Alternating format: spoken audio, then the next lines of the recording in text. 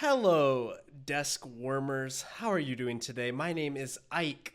And I am Matthew. I can tell you how I'm doing. I don't want to curse, but I'm pretty flipping sad because my Marquette Golden Eagles just lost in the first round of the NCAA tournament, and I wanted them to win, of course. So that's how my night's going. Matthew, I didn't ask, but I'm glad you're not doing well. You didn't ask? I'm just kidding. That was so rude. I can't believe you just did that to me. Matthew, my favorite time of the week is when we get together and podcast. I agree. I love talking about Japan. I love talking about all the different people we've met in Japan. And we do have a guest today, don't we? You know, we do have a guest, and Ike, for the first time, it's not someone that either of us had seen in Japan. Believe it or not. That's not entirely true. I'd love to introduce Carl the Pumpkin Man. Hello. Welcome in, Carl the Pumpkin Man. Yay. Do I get to clap for myself too? Yeah, you get a clap for yourself. Of course. Yay. Yeah. So yes. Carl, you're right. It isn't entirely true because I did see you for 2 or 3 days at Tokyo Orientation. But Carl the Pumpkin Man, please, why don't you give us a little bit of information about yourself? Tell us, where do you come from? Who are you? What's your whole deal? Okay, so how I ended up here. Basically, I'm from America, right? Michigan.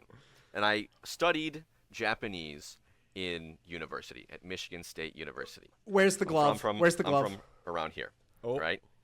Around there. Okay. Southeast. Okay. But I studied Japanese at university at Michigan State, and then I was really excited to go on my study abroad back in the summer of 2020. Yay! Wait. Mine was 2021, so that's awesome. Those of you following at home may have realized that was the absolute start of the pandemic. So my study abroad was canceled. So mine was 2019. Sorry, I was a year before. I was the last year. Oh, so you got to go. I was the last year. Congratulations. I was in China when it happened, boys. Usually people do their study abroad in their second year for whatever reason. But I was like, you know what? I want to get more advanced Japanese. So I'm going to do it my third year because that's when things really pick up. That was apparently a mistake. Well, I don't know. You tell me if it was. But yeah, it just kept getting pushed back until literally spring of 21 happens, and I have completed all of my requirements except studying abroad. So I called up my advisor. I said, I got accepted to the program. This is not my fault. She goes to bat for me. One of my professors signs off on the requirement. I'm graduated, baby. And then I realized, nice. Yeah. And I was had this catharsis for about 2 days, and then I realized it's a freaking global pandemic, and I need a job. And I've never been to Japan, and I graduated with a degree in Japanese, and I had studied Japanese education, and there was no way I was going to be doing my student teaching during the pandemic and online. It's already predatory enough. No way. So I had graduated with a degree in Japanese education, but no teaching license. And I was like, you know what? Jet program, baby. So I applied, and that entire year I was just chilling at home, hoping beyond hope that I got it. And guess what? I did. And I was so dang desperate to just get a job, any job. I did not request where I wanted to get sent. And I was thinking, maybe someplace, being from Michigan, someplace northern would be nice, right? With a lot of snow. I really do love the beautiful snow in the winter. I know Japan has, the highest snowfall of any country? Yeah. Any country, right? So maybe Hokkaido or Aomori. And of all of the people that we knew of that were departing from my consulate, I was the southernmost placement. Wow. So I am currently living in my third year in the island of Tanegashima, which is south of Kagoshima Prefecture. There's not much more south than that, Carl. Yeah. I feel it's the southernmost prefecture. Yeah. Go ahead. No, just the there's the island of Okinawa, and then that's about it, right? The islands. As far as Yeah, so there's 47 prefectures, right? Okinawa is kind of like the Hawaii, if you think about it, where it's like off the mainland. You know, the main 4 islands of Hokkaido, Honshu, Shikoku, and Kyushu, that's considered the mainland. So Okinawa is completely not mainland. Kagoshima is the southernmost prefecture that is still on the mainland. So it's the southernmost part of Kyushu and a lot of islands. So there are southern, like Kagoshima Islands that are more southern than I am. I'm one of the northernmost. Okay. Probably the least remote of all the remote islands. how do you get between Kagoshima and your island? So, when I originally came here, right, you know, you fly into Tokyo, you fly to Kagoshima Airport, and then there actually is an airport on the island. So you can fly directly here. However, if you want to just go to Kagoshima City, there is a high-speed ferry, and that takes about an hour and a half. Oh, nice. So yeah, and as I am a card carrying member of the island, literally, I do get discounts if I show my remote islander card at the key at the window. I do get a discount on my plane tickets off the island and to the island, and my ferry trips to and from the island. Wow, that's so nice that they do that for you guys. Yeah. I mean, I feel like they have to. Yeah, right. How much does that still cost to go back and forth? Oh God, one-way trip even with me is like 6,000 yen. It's like 6,000 yen. What, like Just 40, one 50 way? bucks or something? I think, yeah. That's... I don't know. I do it through the travel. There's a travel agency in town, and Uh-huh. I mean, I'm sure we'll get into this a bit later, but like, it's such a small town. It's nice to walk in and be like, "Hey, I'm back." Yeah. Yeah, absolutely. And yeah, so I say, "Hey, I need to be in Kagoshima at this time. Can you give me a ferry ticket?" And she says, "Okay," and I just pay it because like I can't not pay it, right? Exactly. Yeah. So if you're going to Kagoshima City, it's good to take the ferry because it drops you off at the Kagoshima port, and like it's like right there in the city. So you step off the port, and then you cross the street, and like boom, you're in downtown Kagoshima. But if you want to go like elsewhere, it's good to just take a plane to Kagoshima Airport, and that way you're already at the airport, which is a little separate from the city. Sure. Now, Carl, I want you to give me a rundown of your island. Tell me all about it. Okay. So, Tanegashima is actually pretty darn cool. There's 3 towns on the island, right? Technically there's a city. So the northernmost city is called Nishinomote, which literally means the western face because it's on the western side of the island. And then the middle town is called Nakatane, and the southern town where I live is called Minamitane. And the funny thing about the names of the towns is Tanegashima literally means seed child island if you look at the kanji.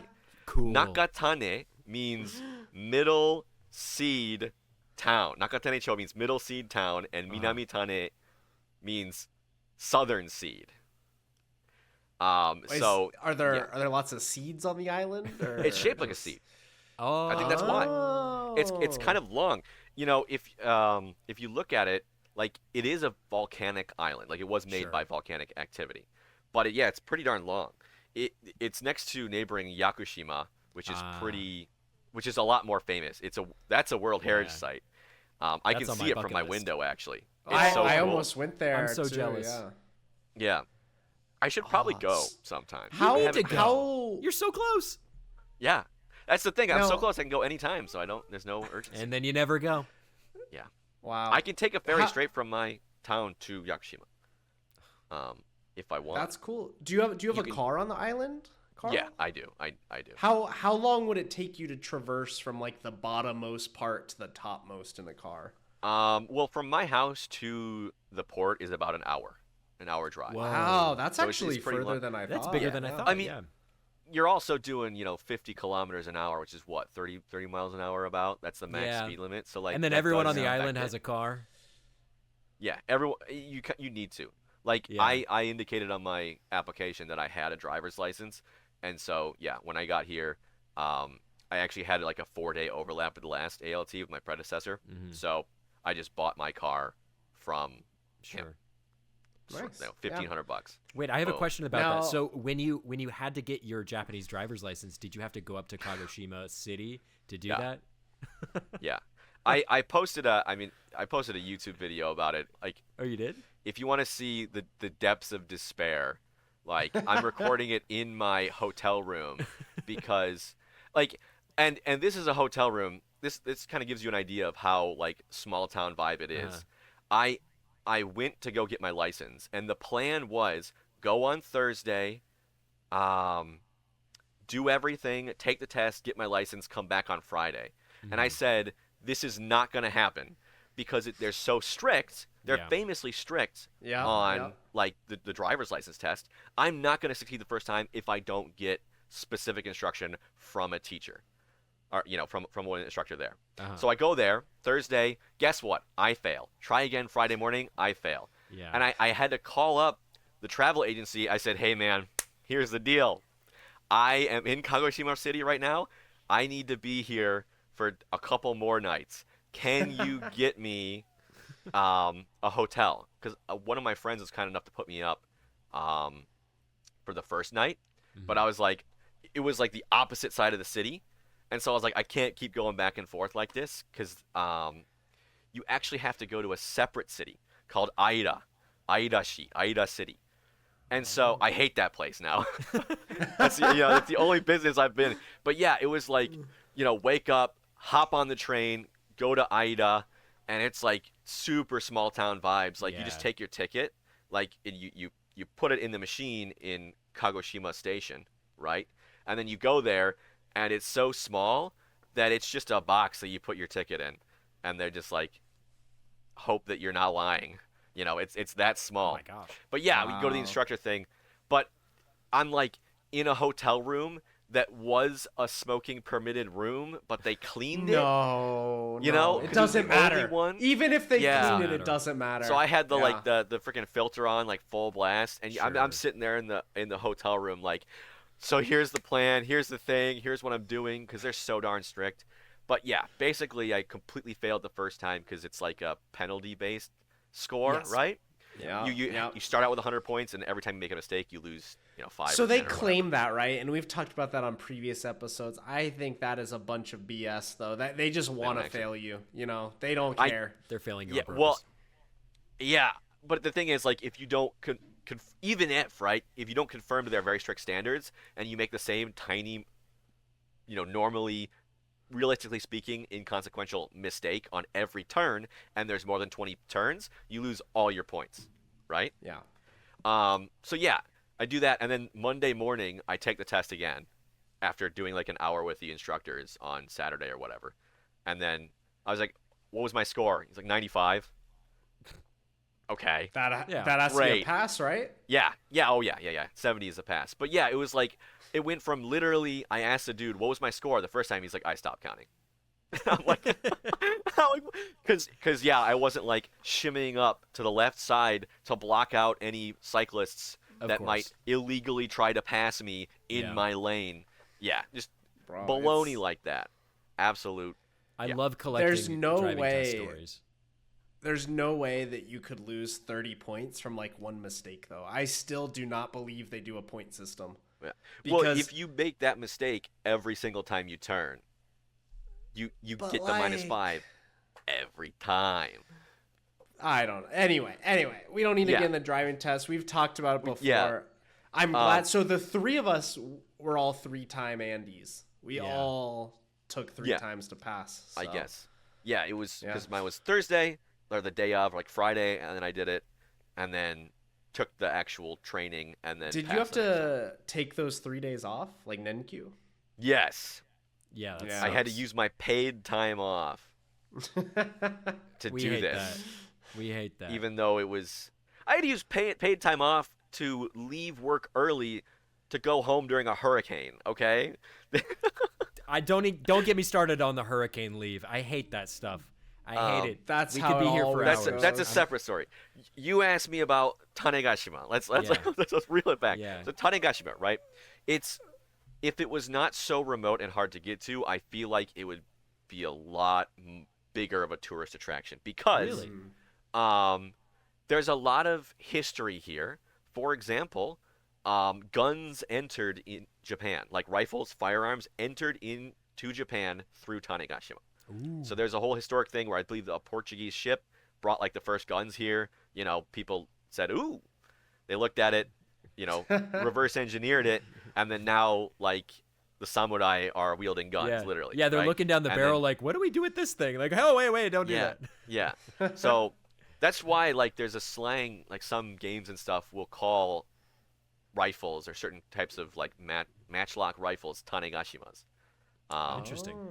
Yeah, but on the opposite side of that, there's also some of the most cutting edge technology in Japan. Whoa. Have you guys played Pokemon Ruby, Sapphire, and Emerald? Oh, So, I know. Yeah. I know exactly where you're going with this.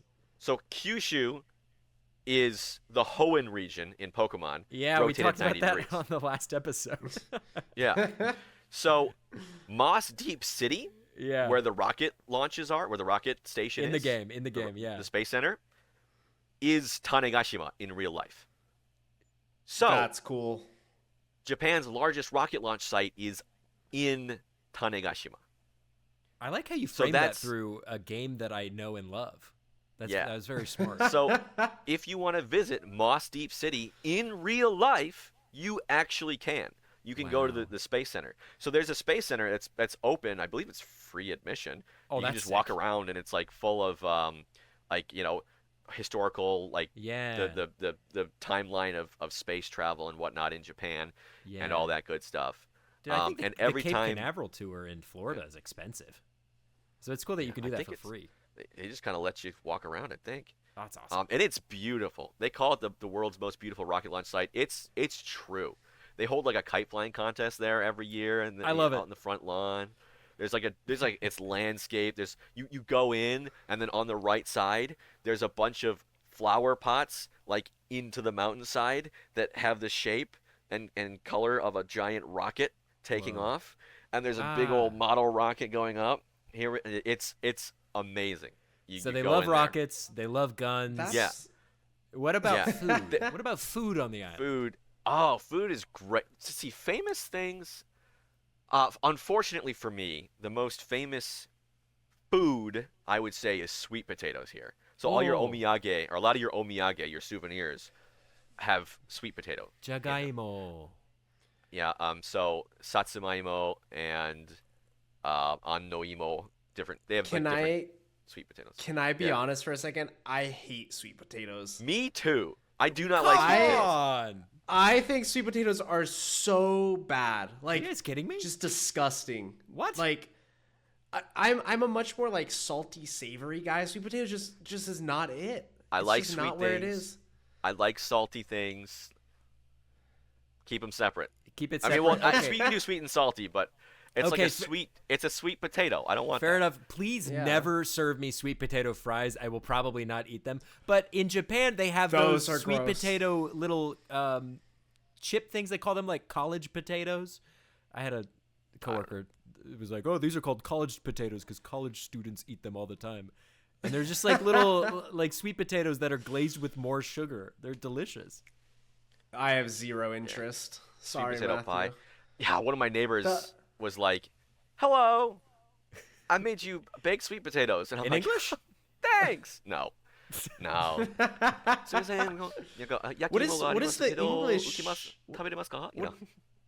Do you feel like the English level is lower on the island, or do you think it's about the same to mainland Japan? Probably a bit lower. I would maybe. I'm not sure. I mean, we'll get into this a bit later, I think, but one of my biggest, like, not regrets, but the biggest rough thing about living on a remote island is, like, it's so hard to travel Japan because if I want to go somewhere, I need to get off the island first, which is a whole ordeal. Like I have a joke with my girlfriend who is in Tokyo. I'm like, I am more airplane rides away than my family in America. Because they can fly from Detroit direct to Tokyo. But I have to fly from Tanegashima to Kagoshima to Tokyo. And that's You're the always rough two thing. steps away. Yeah.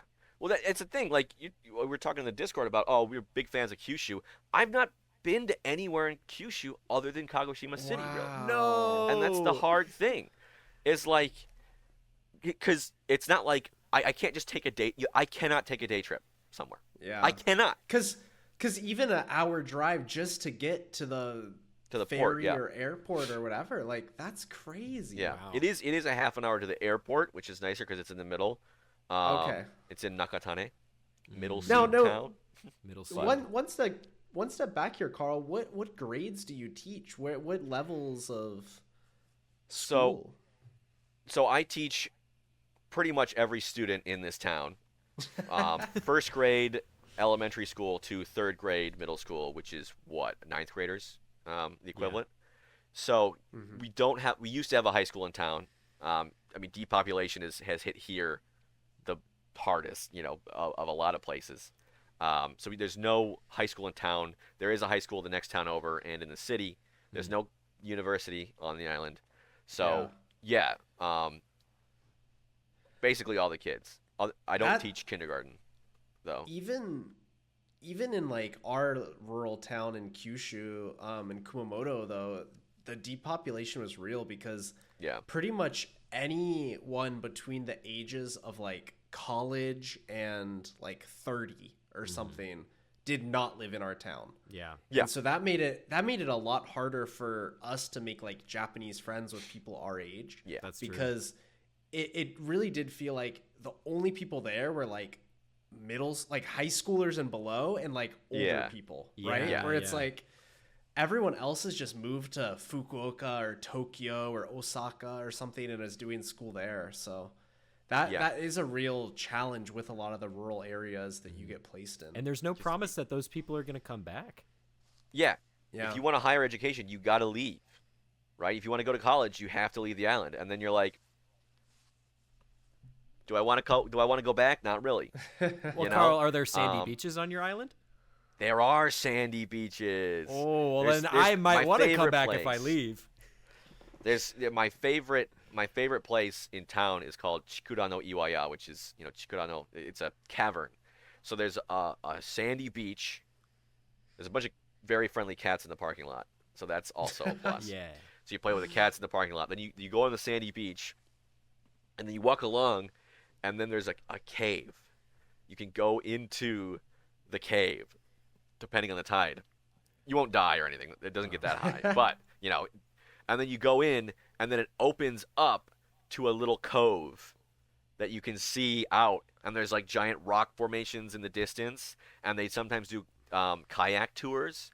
So you can like rent kayaks and like go out to one of the rock formations. And it has its own little beach. Awesome. Beautiful. Wow. That sounds really cool. Yeah, Surfing's really popular here. Yeah. That's really cool. A lot of I'm sure surfers it come would be. here. I know there's a lot of surfing in Miyazaki Prefecture. And on the Pacific side? I mean, doesn't really matter here. I mean, it's like remote island. I don't think. You're just surrounded. There's on both sides. Yeah, I mean, I'm on an island, right? Like you go a direction. It's Water? It's the beach is not far away, right? Oh, okay. Yeah. So yeah, it's not like, I'm going over to, I think most of the beaches are the east side, so facing the Pacific, I guess. But I get the whole thing is in the Pacific. Yeah, fair enough. Yeah. Fair enough. But yeah, the population thing is real. I joke, half jokingly, that we import kids from other areas of the nation Really? to attend schools. So it's called the Uchu Ryugakusei, which means space transfer students. Yeah. So they advertise like, hey, if you want to come and look at all the rockets and stuff, you can move here. So we have people move here, and a lot of the smaller elementary schools, because I work at 8 elementary schools and 1 middle school. Wow. And I guess like the elementary school is like kind of the heart of the community, because Minamitane is legally a town, but it's made up of like a collection of villages. Yeah. So I live in like the heart of the town, and then there's a lot of like clusters of houses surrounding it. Sure. And they each have their own elementary school. And our smallest elementary school, from 1st grade to 6th grade, 9 kids. So yeah, and all of them except the biggest one contain like 1st and 2nd grade are taught together, 3rd and 4th grade are taught together, 5th and 6th grade taught together, and then everyone gets bused to the middle school when it's time. It makes it a little easier. Yeah. I was thinking that should have been the case with the elementary schools, but I'm not gonna advocate for the closing of elementary schools and whatnot. It is just kind of rough that I'm spread so thin and I don't get to see these kids a lot. Now, Carl, I love your optimism. It's so interesting to hear about what it's like. I'm sure there's some challenges though too with being on an island and maybe not having people around, or even like a lot of restaurants or something. What do you feel like is the most challenging part, besides maybe getting to the mainland? Just what do you think is the hardest part? So I like to say it is 95%. I'm 95% okay with living here. But then there's that 5% where I'm just like, oh, God dang it. For example, I stream on Twitch, right? I had this thing planned out for like the day before my birthday. I was going to do this like birthday stream event, whatever. I boot up my laptop and it says, we cannot locate your hard drive. And I'm like, so it's like kaput. Like it does not recognize that the hard drive exists. So obviously like it like can't boot anything, right? Oh no. And they do have gaming singular. They have one variety of gaming laptop on the island in the electronics store in the city. Keep in mind, it's officially called the city, but it is the 8th lowest population city in the country. Okay. Wow. Oh my gosh. So according to Wikipedia, right? City designation. Yeah, I'm like calling up. I'm like, do you have, in Japanese too, do you have gaming laptops? And he's like, oh, we have like this one thing. And I'm like, what is it? Like, what is this thing? Yeah. And he's like, well, it'd be good if you just came in and looked at it. I'm like, bro, I'm in Minamitane. I'm an hour away. And he's like, oh, frick. So he was like, I'll give you the serial number, and then you can look it up yourself, like look up the specs yourself. Yeah. So he did. And as it turns out, it's like a discontinued product that MSI, and I'm using it right now, right? This is what I'm like, this is what works. Reporting from. So it does work. That's looking good. Yeah. But yeah, it's like this discontinued product, and it was like literally, not half price. It had a discount on it because it was like we're just trying to get it out of our warehouse because no one here was buying gaming laptops, I guess. So that's kind of like the thing where hurricane comes through, typhoon comes through, right? Seas get choppy, boats can't run, grocery store doesn't have food. Wow. Wait, like, yeah, really? and so it's like, there's like a mini run on the grocery store every time, and like if you go to the Konbini, the one Family Mart in town. Hey, let's go! Hey, the one Family Mart. Plus for Family Mart. Yeah, you go there, you look at the refrigerator section, all gone, cleaned out. Because people they get it, and they have a sign on it that says like, sorry, due to the typhoon.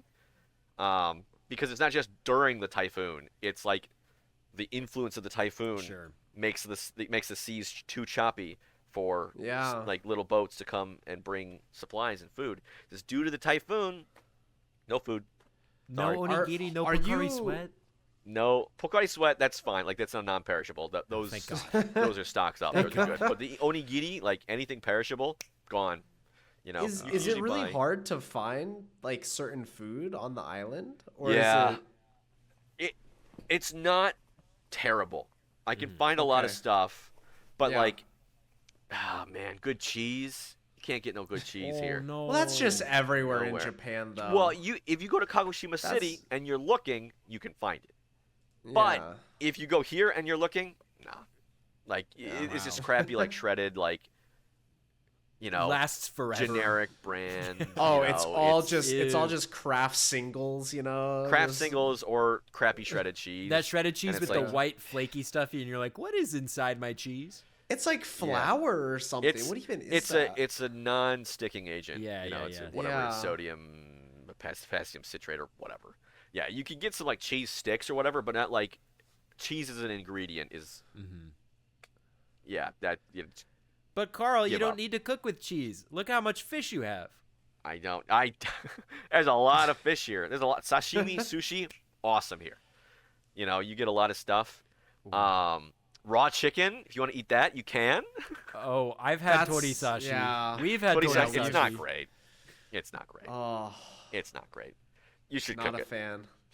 You should cook it. Yeah. You should cook it. Truly.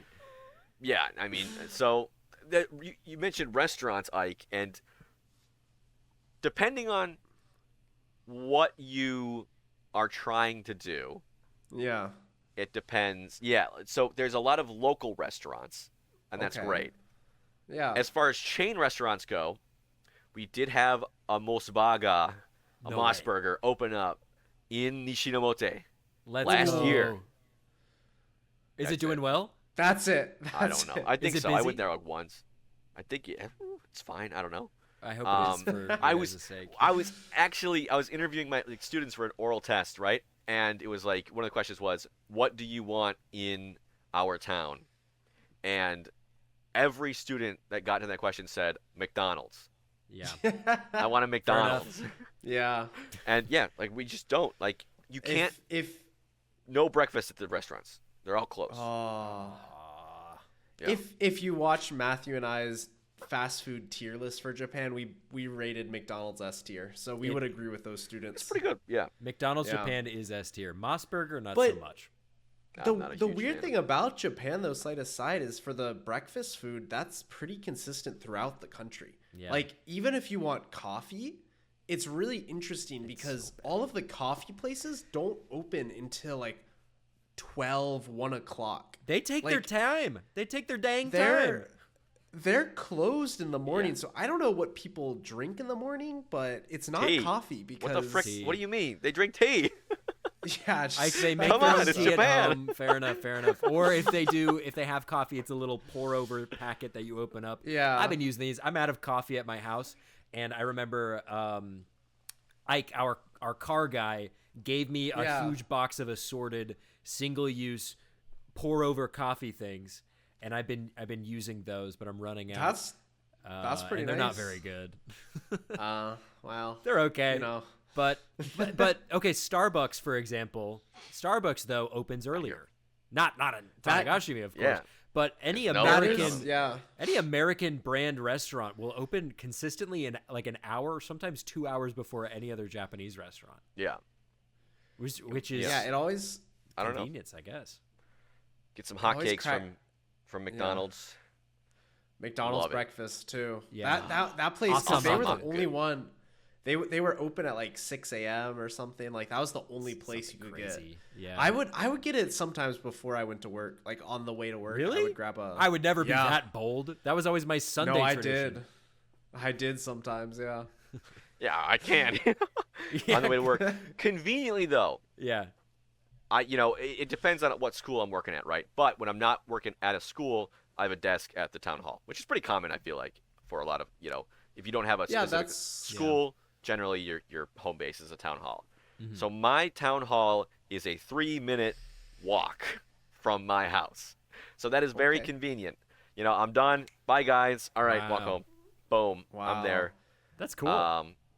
I'm not going to say that during break times or, in between schools that I've swung by my house to grab something. I'm not going to say that. No. I'm not going to say that. You can't say Why that. not? But I could. Feasibly, and no one would know. You could, but you're not going to. No. You wouldn't. My integrity would never. No. But yeah, it is nice like the small town vibe is very strong here. Like there's a lot of people that know me before I met them, right? Sure. Because every single student is my student, basically. From every kid from the age of 7 to 14 or whatever, 6 to 14 around there, is my student. So every time I go to the grocery store, guaranteed at least one person's gonna say hi. Those kids will always spot you, no matter what you are doing, though. Well, I'm easy to spot too. But my least favorite thing being an English teacher in Japan, probably up there at least, was when they would have like a half day. And when they had a half day, these kids would just bike, run to McDonald's, to all of the restaurants around me. And I still have to go back to work after the lunch period's done. But no matter where I go, I'm going to see like 20 of my students, and they're going to make a big deal about it. Like, for me, it was slightly awkward. I know it shouldn't be, but like, I just didn't really want to see them outside of the classroom, and like, they would be like really excited. I'm imagining you trying to scarf down to McDonald's on like the 30-minute lunch break you have, and they're like, Ike Sensei, oh, Machi. And then you're like, oh, nom. And you're like, oh. And then these kids just think I go to McDonald's every day. Yeah, because they do. They're just like, oh, you're an American. You love McDonald's. Yeah. We would always see your students there, even at nighttime. Yeah, dude, I really hated it, but that's the funny thing too, because that's not unique to your island life. Like, we would go to the local like UFO catcher or just like crane games, anywhere we went, right? Like anything we'd go to, arcades, like sushi, anything, and kids the next week would always say like, oh, I saw you over there or whatever. Like, it was so that many situations are similar, Ike. You can't escape. However, where Carl's differs is he lives on an island and he can't go anywhere.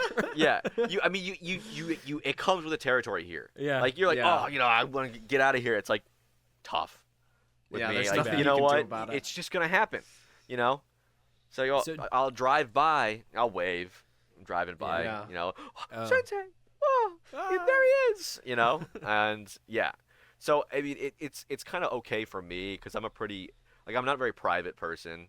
I'm pretty well out there, but like, I can see the road, and I'm pretty sure some of my kids know I live here, because they'll walk by, look over, and we'll make eye contact. They're on the road, I'm in my house, and just they'll wave. Matthew, sometimes I'll wave back. I don't know. Did any of your kids like ask you where you lived? Yes, all the time.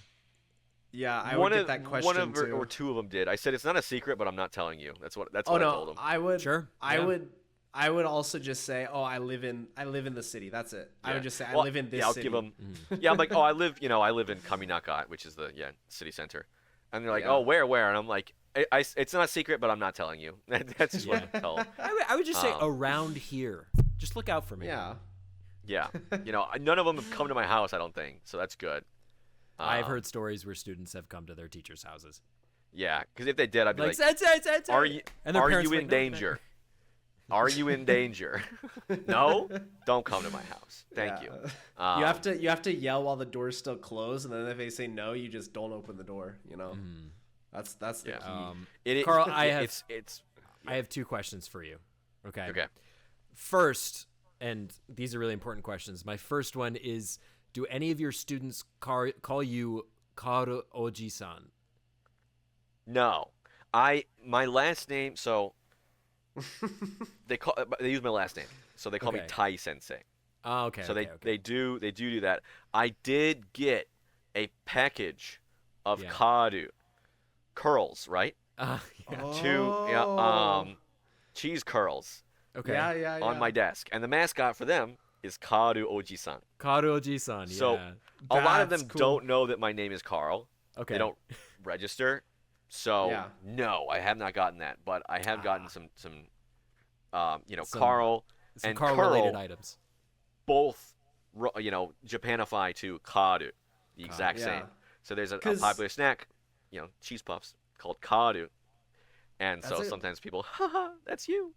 Yes, it is. Haha. I kind of like it as a nickname, but Matthew and I, we went by our first names. We did. Because you kind of get to choose, right? If whatever you want to be called, but I won't share any more details, but my last name, if you say it in Japanese, is a little sketchy. It's so unfortunate. It is so unfortunate. It's so unfortunate in Japanese, and so it sounds very close to something inappropriate, and so I refuse to go by my last name because if I did, I was so worried that I would get made fun of by my students. So I always was just like, nope, this is my name. It's just Ike Sensei. That's it. That's all you have to know. And so my last name as well is kind of the combination of two different, not Japanese words, but like katakanized words, and I didn't want them getting confused or anything, so I just be like, just call me Mashu Sensei. Yeah, I mean, I had like a lot of people tried to start out with Yokadu Sensei, but it's just easier to say tight, you know. Yeah, that is hard to say. Like when I studied in university too, that's what they called me, Tai-san. So I was like, and I'm a teacher too, right? Yeah. Hit me with my last name. Use my last name, right? It's respectful. Yeah, you know what? I deserve it. Of course. Some of them do call me Taikadu, and I'm like, okay, whatever. They found out, and I'm like, it's okay. If you ever want to confuse your Japanese students, you just ask them the difference between the R and L sound. Yeah. And yours has both. Yep. So yours is going to be really challenging because if you say right and light, they cannot tell the difference. Like what I will do is I will cover my mouth and say right and light, and then I'll ask them to choose which it was, and they can't do it. Like it's actually quite funny. Yeah. Even the teachers I worked with, the Japanese teacher I worked with, could not tell the difference. Like they would also play the game, and I would say, okay, 1 or 2. I would say 1 or 2, and then I'd write both on the board, and then I would cover my mouth and say whichever. And even the Japanese teachers would get it wrong. Like it cracked me up. I would have my students saying Red Lobster as a challenge. I'm like, once you can say Red Lobster, then we can go to level 2. Not many got to level 2. I kind of like that. Yeah. Now, Carl, we did have several Discord questions of the week regarding your situation here that I'd love to jump into as well. The first, which you kind of discussed, is did you initially want to be an island jet? Because you said you didn't put a preference, but what was the first impression when you saw where your placement was? My first impression was like, oh, that's pretty cool. Like I genuinely did not care. Like I was like, get me a job somewhere.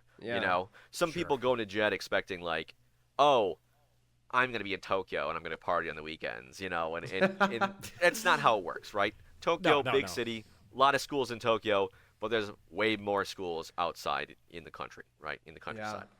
So I was like fine with it. I'm not a big like nightlife guy. I'm not a big party guy. I'm a pretty early riser. I mean, I was up, 2, 3, 4 hours before we recorded this. Yeah. So like I was more than fine with it.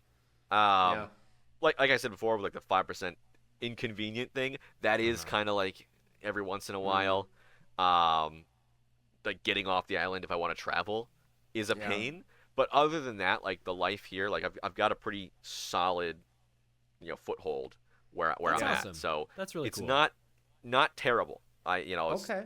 Yeah. And then, because the second part of the question then was, would you have preferred to be on one of the 4 main islands? Because I think you have this impression, right, that okay, the island life isn't that bad. Like there is a few challenging parts, but have you like thought that it would be even nicer if you were somewhere else? So, I mean, the one thing is, if I continue living in Japan after this, it will not be on the island. Like, I've definitely, as much as I feel sad about the depopulation here and whatnot, like, I get it. Like, I get why people don't want to be here. Essentially, what my plan is to go somewhere with the bullet train, right? Somewhere with the Shinkansen. So even if it's Podong Town, if it has a Shinkansen station, right, or some connection to it, that's better. I mean, I was talking, like, my girlfriend was in between jobs and she was having trouble like finding another one, and I'm like, stay with me, maybe. And she was like, if you were anywhere but a remote island, this would be a much easier decision. She's saying. She's like, Tanegashima toi na, like that's really far from everything. And so that's like the biggest, that's been the biggest like snag for me. Sure. Like it's I'm more than fine with like I really enjoy going around and seeing what's what here and like the vibe and the atmosphere. It's beautiful here. There's some wonderful scenes where like you're driving to a school and you like crest over the mountain and like everything opens up and you can see the sea in front of you and you're like, oh my god, That's awesome. mwah, chef's kiss. I love that. But you know, now Carl, to add to that though, it could always be worse because yes, one of our dear friends, actually his friend, so I've never met this person, but I've heard horror stories. Oh, I met this guy. Because he's also okay, so Matthew's met him. He's also a jet. Yeah. He was on a very remote island. They had a ferry between his island and the mainland like once a week. And it was like, how long of a ferry ride was it, Matthew? Was it like, 8 hours? Oh, okay. 3 I hours. got a 16-hour ferry ride, buddy. But even then, it was like once a week the ferry would go back and forth or something. Like it was Carl, awful. you might know this placement because it was a Kagoshima placement. Like Kudoshima or Takeshima or something. It could have been like Kudoshima. That. I mean, that sounds right, but I don't know 100%. He said that he could he said that he could realistically run around the entire island. And he's had days in which he just did it. This guy nothing else to do. Yeah, this guy didn't. It's not that he didn't get along with the locals. It's like a lot of the locals didn't like him. And I don't want to speak for him, but yeah. But like that added to the fact why I don't think he's on that island anymore. Yeah, I think it was Kudoshima. I talked with one guy because we have an all prefecture training every year, right? And it's everybody, all the remote islands. They come into the city, and he's like, I had a 16-hour ferry ride here. Slow boat, snail, and he's like, my island is more diverse than the main land of Japan. I'm the only foreigner, but percentage-wise, it's like 3% white, so it is more diverse, or That's whatever, crazy. because there's like 50 people on the island. Wow, and it's like, dang. And one guy, he actually loved it there. He said, it baffles me that they even need a jet on those locations, that like it's crazy to me. And a lot of those people too, right? That's equity. Yeah. I mean, it is kind of cool though, the different opportunities you could get placed in, but I definitely think it would be a lot more challenging. Now, I guess I have a question too, Carl, as far as since you've been in this very remote area and we were just talking that it might be less diverse or more diverse in the mainland or whatever, but have the people around you, because you did say it was a much more tight-knit community, kind of welcomed you? Or... Yeah, that was one thing I was afraid of, right? Because like statistically speaking, the more rural you get, the more like conservative, for lack of a better word, or you're more used to your the things you've grown up with, and you're not exposed to diversity as much. But people have been super nice here. Okay. Like, I think one of the things that does help is I'm also very outgoing and very proactive in like talking to people. The joke I use is like when I approach someone and they see me and they don't know, they haven't like really met me yet. You know that feeling you get in school where the teacher calls on you and you weren't paying attention and you're just like, I should know this, whatever they're going to say to me, I should be able to deal with this. Deer in the headlights. But then the teacher asks you a question that you do answer and then you're like, easy, nice. That's kind of, I think people see me and they're like, that foreigner's going to talk to me. I did technically take English classes when I was a student, so I should be able to, and then I talk to them in Japanese, konnichiwa, or whatever, and they're like, they're like, oh, okay, good. Good, and then I continue. So I think that does help. But it's crazy. I did kendo for a year and a half. That was not for me, but I stuck with it for a while. But like I go to the first night of kendo or whatever, come back, the woman kitty corner desk to my said, I heard you went to kendo yesterday, and I'm like, where did you hear that from? It's like, oh, my younger brother is one of the instructors, and I'm like, fair enough. There you go. The travel agency. I went there. They had if you were vaccinated, you got like a discount on the travel package, whatever it was. And I was like, I want to do this next month. Will it still be next month? Will this promotion still be going? And they're like, we haven't decided yet, but we'll call you back when, with the information. They call me back. I happen to be in class. Obviously, my phone's off. I don't pick up. I come back to the town hall, and they're like, the travel agency left a message for you. And I'm like, how did you know that? I didn't tell them where I worked. But they see, okay, this is a new ALT. This is a new English teacher. Okay, so, they couldn't reach me. Rather than, just go through the hassle of, trying to call me back or whatever, they just phoned the office, the Board of Education, and said, here you go. So pretty much, most people know who I am. At least that's vaguely. Awesome.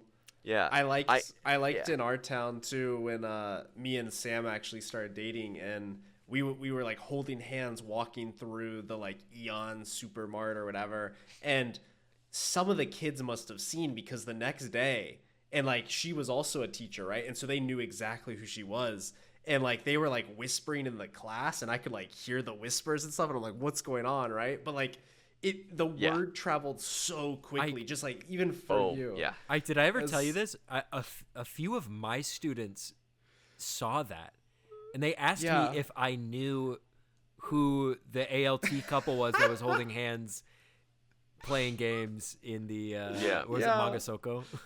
Oh yeah, Manga Soko. I love Manga Soko. Dude, it was, the word traveled so quick, and the funny part about that too is, so she taught at an elementary school, and I taught at high school, or even middle school for her. And so the kids, once they moved up a grade and they started coming to my school, they had then seen both of us. And during the introductory lesson or self-introduction, I would ask them, hey, do you all have any questions for me? It's always the same questions and stuff. And one of the questions that always goes around is, what type do you like, or what girl do you like, or whatever? I have not gotten that a lot. Because you have, I guess you have middle schoolers, but but I would get that question all the time, and it was always the boys that were more open to ask it. The girls were too shy and stuff, but the boys would ask that, and then as soon as they asked that question, I heard people whispering around the class. They were like, oh, Samantha. They were oh, Samantha said, and I was like, how do these kids know? But they have no privacy in this country. Yeah, there's no privacy. As much as they love to protect their own privacies, everybody knows everything about each other anyway. Yeah. Especially in the small towns. In the small towns. It goes around. Yeah, it goes around. Yeah, I know. They know that I'm dating someone. They definitely know, because I've brought it up in self-introductions or whatever. I'm that's kind of what I've drawn my boundaries. I'm all right, I'll tell you this, but that's all you get. Just be frank about that. And that's one. That's, like I said before, where I live is not a secret, but I'm not telling you. Right? I like that answer though. That's a good answer. You got a YouTube, and I'm like, if you find it, you can watch it. I'm not gonna tell you, right? Yeah, because I don't curse or anything. I don't have anything that's super objectionable, and it's all in English too. So if they're seeking it out, hey, that's ego wrench. That's free wrench. Practice it. Yeah, right. And I'm like, hit me up after, if you graduated, you're not my student anymore. Whatever, I'll tell you. And I actually did have one student come to me after graduation and said, what's your channel? Yeah. Okay, I'll tell you. You're not my student. I'm not, especially as an ALT, you're not in charge of their grades as much. You're not as deep. Yeah. There's not that deep of a conflict of interest. Obviously, you should still maintain a healthy professional boundaries with your students, and former students and whatnot, and children and all that. Yeah. But I'm just kind of okay, I ain't telling you. Yeah. Sorry. So Carl, if you had one piece of advice, maybe it can be a two-part or two-piece advice if you want it to be, for anybody who gets a remote island placement through the JET program, what is the one thing that you would really want to tell them before they get here? If you get a remote island placement, aside from the general advice of research your placement as much as possible, that's kind of a general thing. Find something to do. Find something to do. In your community, at home, whatever.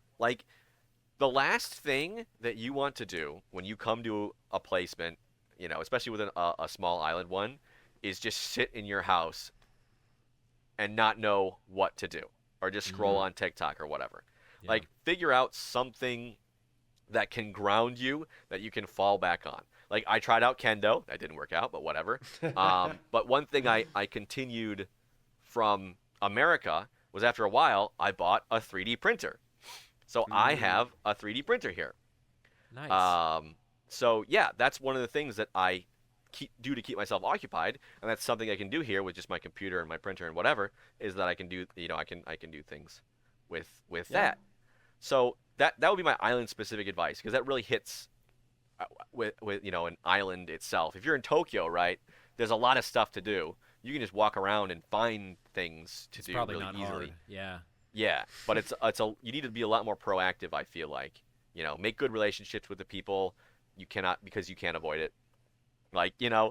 If you want to try to distance yourself from your work life, like, it's good to have that, private life, work life balance, right? A severance, if you will. Yeah. Yeah. But I haven't seen it. I haven't seen Severance, Okay. so we're not gonna go there. But yeah, but it kind of is on a small island. Like, you're going to run into your coworkers outside of work, Sure. so you kind of want to be proactive in making an actively good relationship. If with you them. make a bad comment about Moritaka Sensei during the school day, you're gonna see him at the grocery store, and he's gonna be like, "What's up? Step up." Yeah, and so, like, yeah, so that's one of the things that I keep in mind, is like, just be very proactive about talking to other people. You guys want to see my latest 3D printed thing? I kind of Sure. do. You guys play Monster Hunter? I have been playing a Ike lot of does. Monster Hunter. Yes, Hold I up, have hold up. indeed. I gotta I'm excited for this. hold up. I'm gonna reconnect my mic.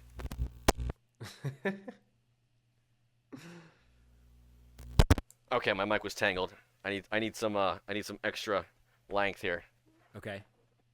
All right, you ready? I love your Yes. wall My in the latest- background, though. My latest Yeah, all project. Oh, it looks big. Whoa! That's so cool. You printed that? I made a full-size sword. switch axe. That's a switch axe, not even a great sword. That's so cool. Oh my god! It does switch, but it's so ridiculous. How do you get the You have to filament? show. Does it That's work? Amazon, not Amazon. I shipped it. Does it work? I made it. I gotta put this down. It's 19 pounds. Oh. I did make it to automatically switch, but the problem is it's so dang heavy the rubber bands can't move the pieces. Oh no! So I can physically manipulate that to switch into an axe. Wait, that's so cool. Are you a switch axe main? No. I just thought it'd be cool. It's sick. I use dual blades. That is I awesome. haven't I'm, been playing the newest one. Do- I'm But there's a anime. contest online that I was like, I'm going for it. That's So- really cool, though. Yeah. Does Amazon work on your island, by the way? So Amazon does. Okay. Prime still takes like 3 days to get That's here. not bad. That's not bad. I get my filament, the actual plastic material, through Bamboo Lab, which is the company that owns my printer. I upload models to their site, and if they're popular, they give you like points that you can use to buy filament. Did you make that model then? Yes, I modeled it myself Wow. Awesome. That's really from cool. from scratch, basically. Like, I took pictures and stuff of Yeah.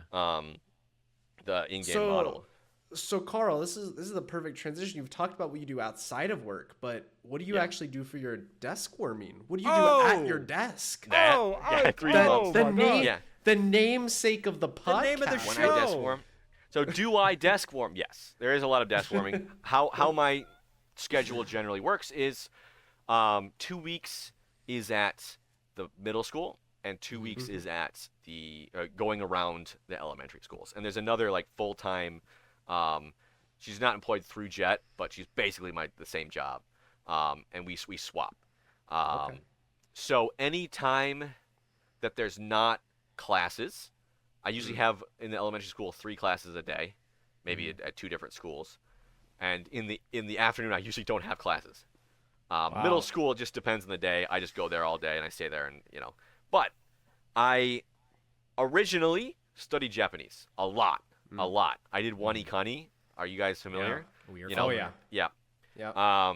Did one ikani. Got to level 60 for a year and a half. Boom, every day, 100 plus, for an hour or whatever, because I had that time.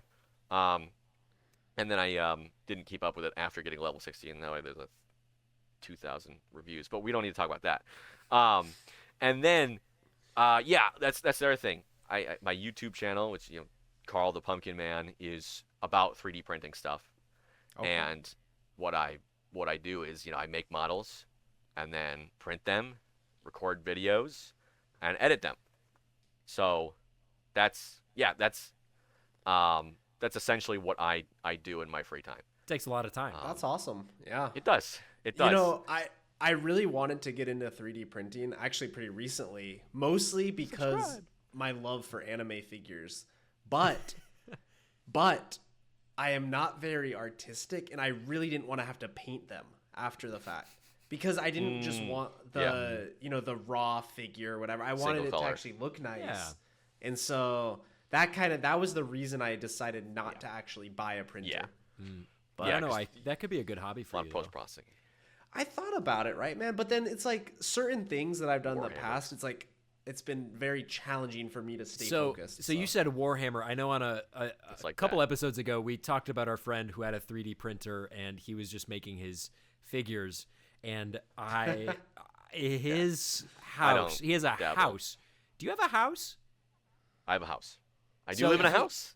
That is very interesting. He also has a very rural placement. He also has a house. His house is like floor to ceiling, like shelves for his Warhammer figurines. It's insane. There's so many. It's incredible. Yeah, I'm with you, Ike. I'm not a huge fan of like the painting. I'm sorry. Painting, that's what ruined it for me. But then I see a $200 figure and I just can't do it, So it's like I need to find the middle ground. Yeah, just go to hard off for those used figures. It's hard to get if you don't have a resin one, the resolution's kind of not as I'll much as I would come like. back to you, Carl, off podcast next time the interest sparks. Yeah, I'll reach back out.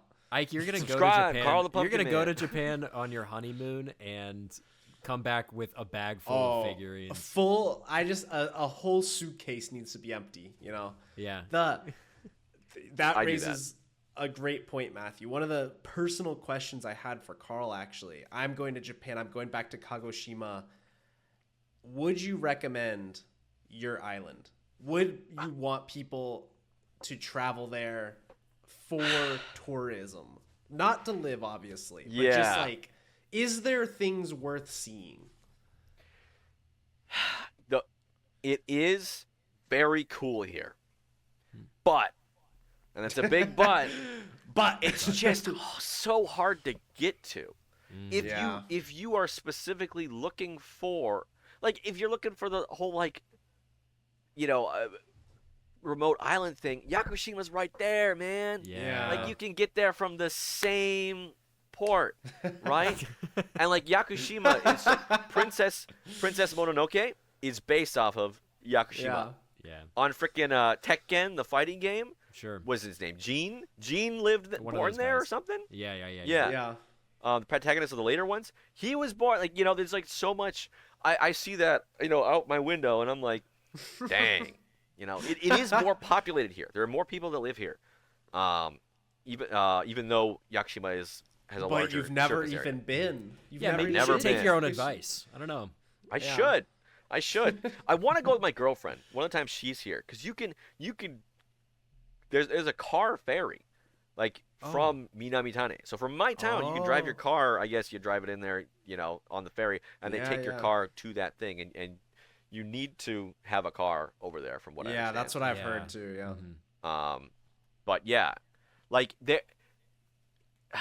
It's just you would have to have a really nice plan, but it's if you're really interested in space and rockets and stuff, and you want to come see a rocket launch, that's a good point. Perfect reason. But the hard thing is it's based on weather, so you can plan it, and then it's just postpone for a couple days. If you want to see a rocket launch, there's tons of great viewpoints. I've got a couple recordings of them going off there because of how often does that happen? 3 times a year, 4 times a year, something like that. Okay. Yeah. So yeah, we always stop class if there's a rocket launch. We always stop class and go to the nearest viewpoint. Oh, that's cool. You can actually see it from the middle school. If you go to the second floor of the gym, you can directly see the rocket from the tower. Oh, that's cool. From the gym. That's so sick. Because yeah. It's by the coast. So if you're on top of the mountain, you're just giving me so many reasons to book my trip to Tanegashima. I want to go now. I want. This is a grand plan, so I can't promise I'll deliver on this. But I have created an account called Pumpkin in Japan on YouTube and TikTok, where I want to post a lot more about Tanegashima. I got to figure out my first video, and then I feel like the floodgates will, the intro bit is the hard one, but then it's the floodgates. I've got a lot of footage. I'm stumbling over myself. I got to calm down. But I was thinking, if that gains any sort of traction, then to contact the Tanegashima travel or tourism board or whatever the official name is, and say, hey, would you like to collaborate? There's a water park in Nakatane, I believe. I'm not sure how good it is. I've never been. I've been to an event in a park next to it.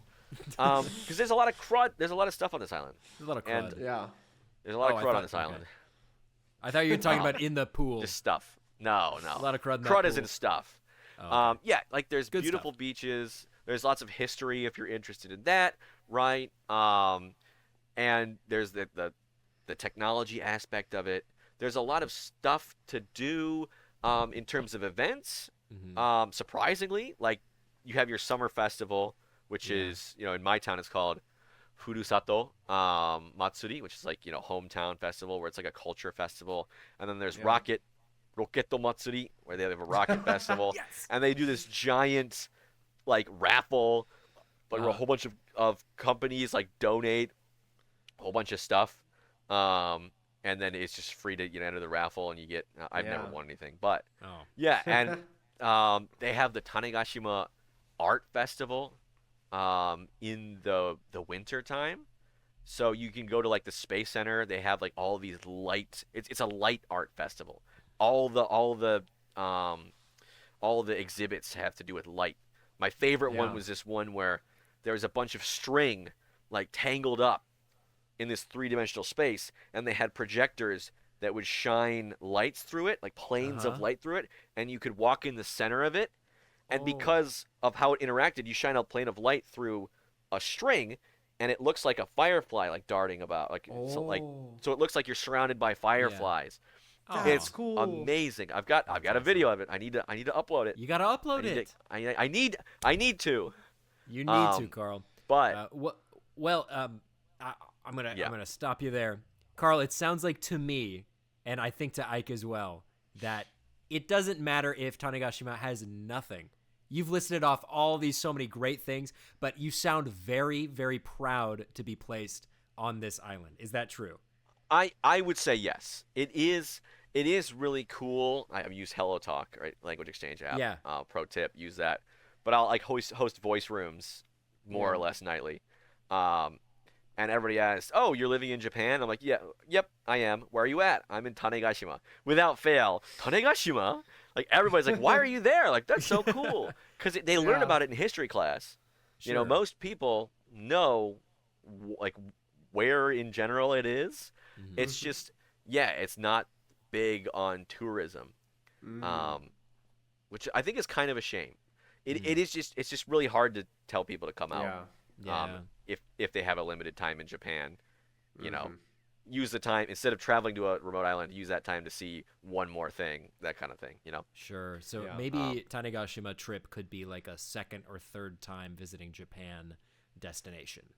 Yeah, I would. If you come here and you have a plan, I would say it will be definitely worth it. But I think if you just kind of come here and are don't know what you're doing and kind of directionless, I think you might be a little disappointed. But if you know the scenic spots to go to, I think you can have a wonderful time. Dude, Ike, that would have been our group. We would get to Tanegashima and be like, now what? we'd just get beached We're out there. so unprepared. All the time going on trips. Yeah. But that is the great thing about like bigger cities in Japan is you can just kind of walk around and see really cool things. Like even in our countryside too, though, if you just drive in a random direction or like into the mountains or like forest or something, you're gonna see some cool things. So that's probably some dumb little cool thing. Yeah, it's like you can't really see that in America, I feel like, or like it's very different vibe to just like anywhere in Japan can be special. I almost feel like there's so much more history. Yeah, here. That's one of the things that really makes me always feel nostalgic. Right, is like no matter where you travel, no matter how far you go, it's like there's always gonna be something like worthwhile to see. Yeah, but it's It's hard to find some of this stuff too here. Yeah. Like now, Carl, we are wrapping up on time here. Was there anything else you wanted to talk about or shout out as far as your island or your so far jet experience? Did we grab one of our Discord questions? There was the what surprised you most about your placement? Did we snag that? You can snag that up. There you go. Right at the very end. Snag it. So one of our dear viewers says, "What surprised you most about your placement?" Yeah. The spiders here are really big. Bro. He's been waiting to say that one. This is the biggest. Yeah, the biggest. The funniest thing is like culture shock, right? Everybody says you got to be careful. You don't want to get culture shock. You know, you're gonna get it. You gotta, be. I didn't get culture shock, but the closest thing I would say it came to it was talking to my predecessor. And he's like, "Oh, there's like huntsman spiders here," and I'm like, "Yeah, how big? We got these big boys as the bigger size of them." So I'm moving to my house, first morning in my house. I've got all my stuffs, my stuff spread out, right, opened up, my suitcases. I'm making my house my own. I'm decorating it, right, doing all that. From behind the wall, a big boy. About this size. And I'm like, bro, before I came here, like, killer arachnophobia. I'm like, I grab a shoe. Yeah. Go to smack it. Too fast. Too fast. Yeah. Oh, those things are crazy. It's gone. And I'm like, I kind of like chase at it. Like, I don't know where it went. It's gone. The worst feeling. Yeah. So what do? Nothing. What can you do? You can't do. I go and I do my thing, go to brush my teeth at night. It's in front of the sink. It's on the floor. It's just daring me. So I'm like, got like the little mini table out. I'm standing on top of it. I got the door open. I got a broom. I'm trying to chase it. Runs under the sink. No. I grab my, leaning over, grab my stuff, brush my teeth in the kitchen sink. Next morning, like this is my life now. I live in spider hell. Go to work next to my shoes. Oh no! It's everywhere. Oh, so I go out to work, and I go outside through the side door, go around to the front, open the door from the outside. It's still there. It's in the Genkan. It's in the entranceway. Take a broom, go to smack it out. Chase it out. It runs, turns left, and I smack it out towards the actual outside, right? Yeah. And it doesn't get out, and then it runs behind my shoebox. So I'm like, God. So I was telling one of my coworkers, and he's like, "Want me to get it for you?" Yes. So he came to my house during the workday. By the way, came to my house. Yep, it's there. Chased it out. Wow. So safe. So that's what surprised me the most. I mean, the other thing was like the small town vibe, but obviously we talked about that. But like, my arachnophobia has gone down a lot. So you had what surprised you the most, and then what surprised you the most. Yeah. That was the biggest thing. That one spider, and also small town. Yeah. Yeah, but I mean that was the thing, right? From Michigan, right? The bugs aren't that big. Bro, praying mantises this long, dude. Yeah. How did they get? open up the curtain and it's like on the outside, just on my screen door. I'm like, Jesus Christ. Did I don't think I've told my Kumosuke story either. I had a huntsman spider in my house, which I named Kumosuke. Yeah. And same thing, Carl. I saw him on the wall. Huge guy. Huntsman spider. I'm not that scared of bugs or spiders. I went to, smack him out so fast though. Sprints across the ceiling, hides behind some shelf. Same as you. I was like, I lost him. The funny thing is the next day, or maybe even the day of, I was actually going back to the US for like 2 weeks. And so this spider, I'm like, he's in my house now. He's my friend. I do a spiel to him in Japanese. I'm like, hey, Mr. Kumosuke. I'm like, you're really cool. We can live together. Just please don't have babies everywhere. Just please don't have children by the time I come back. Yeah. And I leave for 2 weeks, come back. Sure enough, Kumosuke is still living his best life in my house. I did catch him with a cup and threw him outside, but they're actually not bad because they are better than the mukade and like the other bugs. They're much better. So they will actually fight for your home. They're homies. They're helpful. Homies at heart. Helpful. Yeah. They are genuinely scared of you though, more than you are scared of them. Yeah. They do not want to mess with you at all, which is good. My first spider story, same thing, moving in. My predecessor was there and he helped me move all my stuff in. And in fact, he was still in our city staying with a friend when I was spending my first couple days there. And my first night in my new apartment, I see this black little critter scurry up the wall. And I'm like, what is that? And it's the spider. And then it's not a huntsman. It's one of the smaller jumping spiders. Yeah. Which really they're fine. But I like you coming from the Midwest, I've kind of got arachnophobia. The spiders don't get too big over here. So any spider, I'm just going to try and get out of my house. So I managed to, put him in a cup and then throw him, I do a throwing motion like that. And that's important for the story because the next day I'm telling Mike, who's my predecessor who came back to work the next day. My predecessor was also Mike. So my Mike, I'm like, Mike, there was a large spider in my house. I caught him and I threw him out. And he's like, you threw out Jerry? And he got so sad. And I'm like, no, Jerry. He had befriended that spider. And I felt so bad for evicting this little critter that was there before me. Yeah. They're homies, yeah. No. I have a hilarious before and after photo of my room from the door. Sure. And you can see up near the ceiling there's a spider. And then the after is my bed's out from the wall, the mattress is thrown off, and I was like the day I was leaving for a trip, and I was like, I need you to die. You one of us is dying today. I don't know. And it's not gonna be me. So I got it. But Jesus Christ, that's the biggest catch for me. Sure. Honestly, worse than any culture shock was spider. It's like a mini Australia, Kind of is. Yeah. But as long as you keep your house shut up, should be good. Ike, how's our time? I think we're about wrapped up here. I love talking to you, Carl. That was so interesting to hear a different perspective because Matthew and we are pretty rural Inaka area, but I would say nothing compared to where you're stationed at. And I mean, even for us, we had 14-ish other jets, ALTs in our city, but it sounds like a pretty different vibe. But it's really been fun to hear your positive outlook on your situation and really just hear some of I can really tell how enthusiastic you are even where you got placed. So that's really exciting to hear. It's been a great experience. Yeah. Both living here and being on this podcast.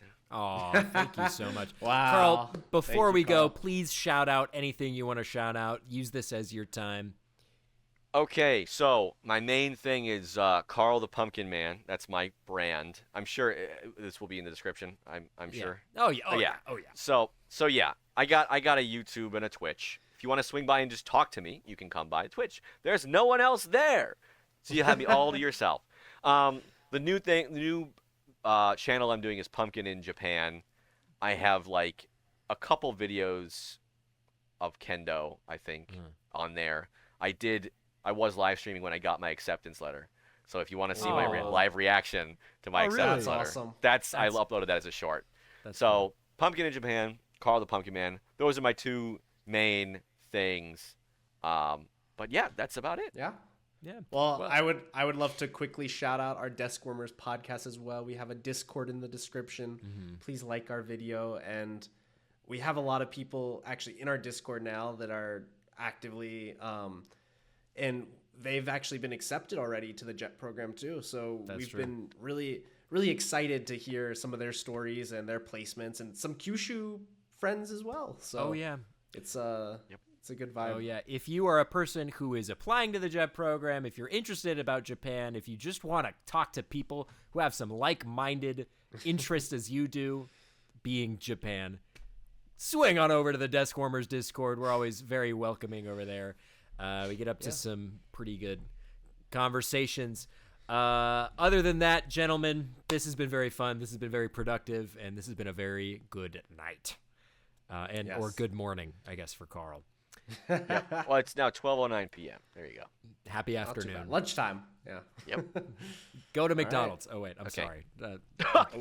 Oh, no. Anyway, thank you, and adios. Sayonara. See you. Bye. Sayonara.